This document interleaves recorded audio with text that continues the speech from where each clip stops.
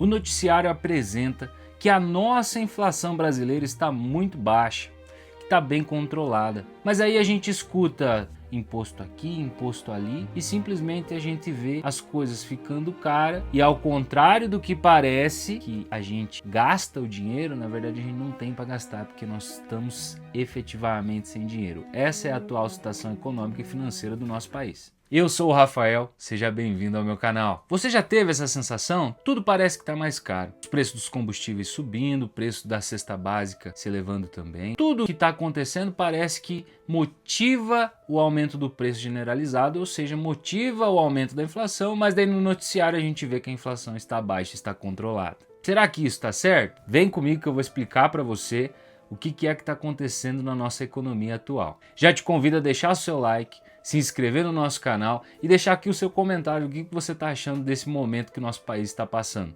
esse momento econômico. Vem comigo. Primeiro, nós precisamos alinhar o que é a inflação. A inflação nada mais é do que o aumento generalizado de preço. A inflação não é apenas o aumento do combustível, o aumento do preço da cesta básica. A inflação é o aumento da média de preços que sobe como um todo ao longo de determinado período de tempo. E aqui já começa o primeiro ponto-chave. Inflação é uma média. Então tem coisa que sobe muito, tem coisa que não sobe. Logo, os preços se equalizam dentro desse percentual, que é o estudo da inflação ao longo do período. O período pode ser mês, período pode ser ano, pode ser semestre. Tudo depende da forma de análise e de quem está fazendo essa pesquisa, esse levantamento. Então, de modo geral, inflação é uma elevação média dos preços em território nacional. E no final das contas, o número final que é divulgado é um equilíbrio do aumento de preços de forma generalizada.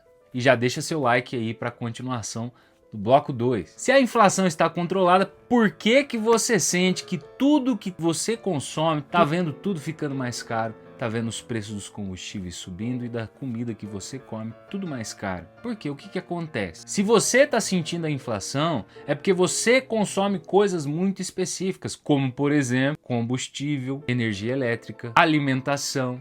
São itens que você consome e por isso que você sente essa inflação muito maior do que a inflação que é divulgada. É verdade, a sensação é que tudo aumentou o preço. Existe uma diferença gigantesca entre a inflação que é efetivamente divulgada, que é apurada pelos institutos de pesquisa, e aquela inflação que é apercebida, que é a que você sente quando aumenta o preço do combustível que você consome. E essa diferença é realmente gigantesca. Porque a inflação para você depende do que você consome, do pacote de itens que você compra. É por isso que você sente uma inflação muito maior do que aquela inflação que é divulgada. Agora deixe seu comentário aqui para ver o que você está achando do nosso vídeo. Vamos para o bloco 3. Se tudo está tão caro, por que a inflação não sobe? Por que essa taxa que é tão divulgada não sobe? Se tudo que você compra, tudo que você gasta, você sente a diferença de preço, por que essa taxa divulgada não sobe? E a resposta é muito simples. Chegamos a um ponto que as pessoas não têm dinheiro para pagar mais caro. E a inflação não é apenas uma informação que refere-se aos preços subirem. Para existir inflação, tem que existir demanda. Se as pessoas não têm dinheiro, não tem como ter demanda. Em momentos de altas de inflação, o que acontece é simplesmente você deixa de gastar com determinada coisa e passa a gastar com outra coisa. A gente vê, por exemplo,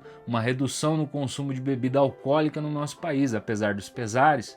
Há uma redução bem relevante porque as pessoas estão deixando de comprar itens fúteis, como é a própria bebida alcoólica, para priorizar alimento, priorizar transporte, priorizar energia, priorizar custeio básico de vida. A inflação aumentou preços de itens específicos e principalmente itens de alto consumo, que são itens que a gente usa para sobreviver. Então nós pagamos mais caro por aquilo que é necessário para que sobrevivamos e acabamos ficando sem dinheiro para poder comprar outra coisa que poderia subir o preço também por meio da inflação. E esses setores são os principais que sofrem dentro de uma situação como essa que é a que se encontramos. São setores que ficam muito sensíveis. Quando a inflação sobe, eles reduzem muito a sua oferta, reduzem muito as suas vendas. Não é oferta, é vendas, corta a oferta.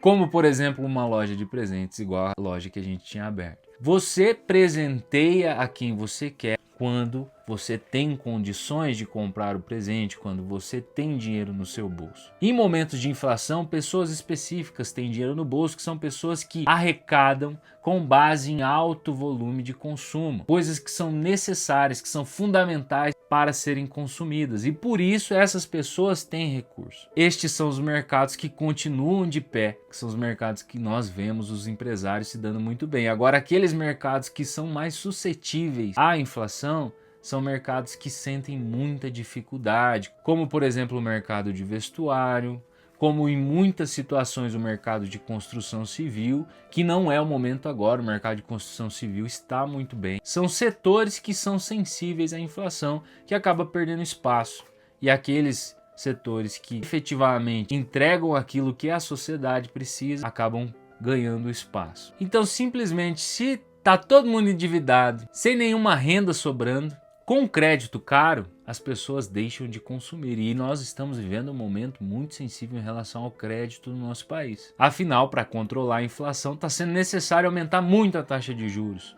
E quando se aumenta a taxa de juros, os bancos se sentem atraídos pelos títulos do governo.